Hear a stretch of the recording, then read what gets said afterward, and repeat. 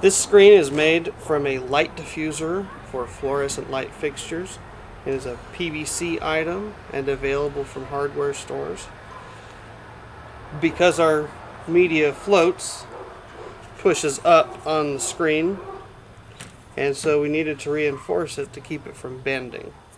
These reinforcing rods are some extruded aluminum, and I've just zip tied them in 4 places to the screen. This component is part of the water inlet.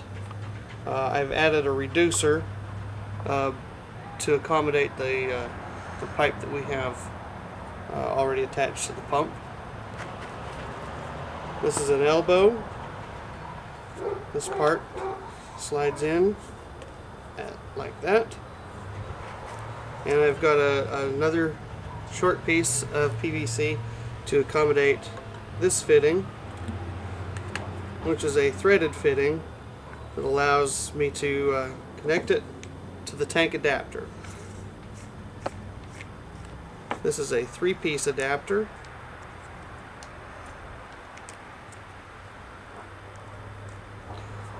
It includes the main threaded part, a rubber gasket, and then the locking ring. And this has a left-hand thread, so it feels like it's going on when it's coming on. This is inserted here.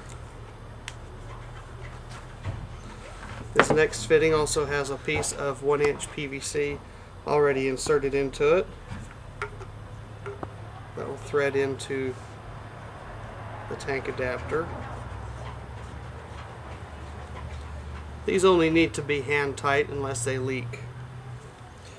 This elbow, double elbow I should say, was made from 2 elbow pieces that I had to trim and then put a real short piece of 1-inch PVC in between them.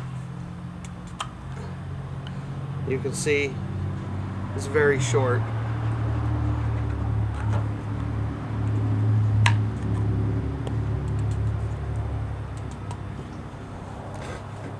These parts are not glued, and anything inside the case doesn't have to be leak proof, though it's nice if it doesn't leak much. And this S simply connects here. When we staggered the holes so they spray in light arc over the top, and then they're offset. This plug is to cover some holes that happen to be directly over the standpipe, and it keeps it from spraying the water into the standpipe.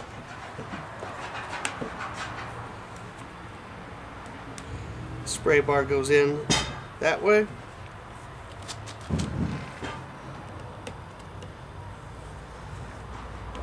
With the spray holes aimed toward the top.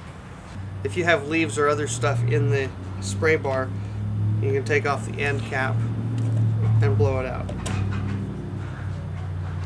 That is the main water distribution component. Once the water enters, it'll pass through this filter. This filter lays on top of the screen. Under the screen we have the filter, or the biofilter media. This has large surface area, and it's closed cell foam, so it actually is waterproof and it floats. Getting the water out of the tank requires a standpipe.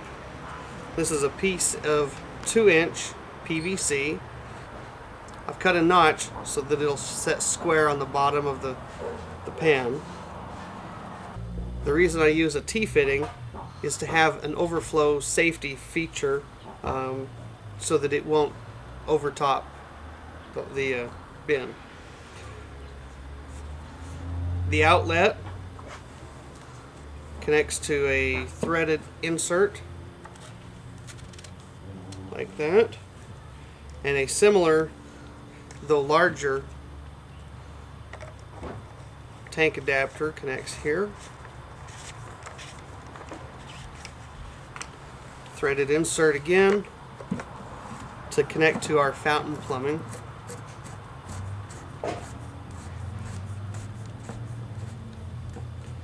And that is the assembly to get the water out of the tank.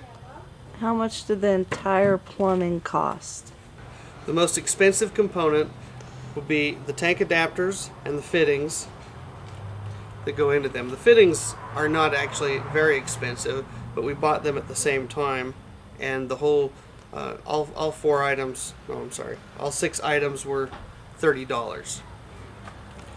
The rest of the plumbing was about $12, and that will vary depending on where you make the purchase.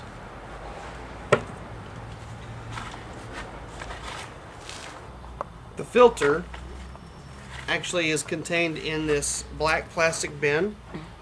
Modifications are not extensive. There is a hole in one end and a hole in the other end. The big hole is where water goes out, and the little hole is where water goes in. Filter media goes inside, and then when you're done, the lid goes on top, keeps it nice and quiet. For this design, the screen needs to go in at the same time as you install the standpipe.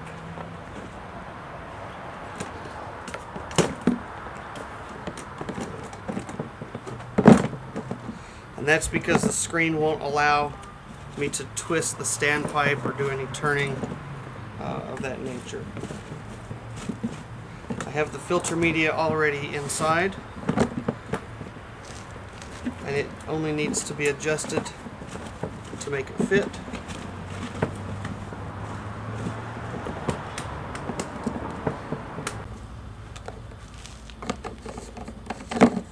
Other way.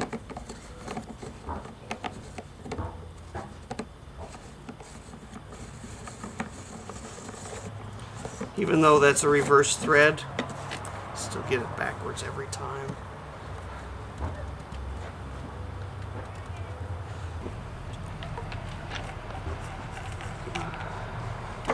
I install these together for the sake of simplicity.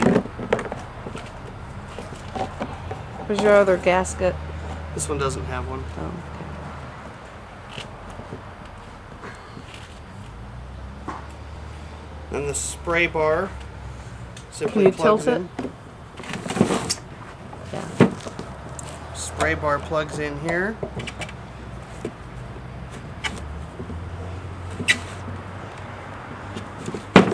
And rests in the notch that I've cut in the T-fitting. A nylon tie will hold that down nice and tight. Here's the filter assembled. The spray bar is in position. And I believe the directions are, I believe the spray ports are aimed in the right direction. I've tied it to the outlet. Okay, so it's all tight together. This filter goes in like this. We've cut a notch in the filter to allow it to fit around the plumbing, and it just drapes down. Oh, sorry. The inlet pipe. This can be changed to suit your individual needs.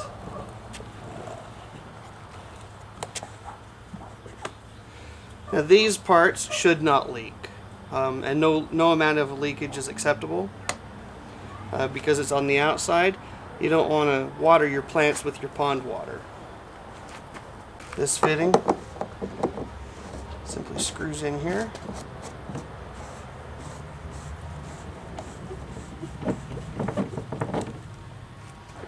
And there you have it.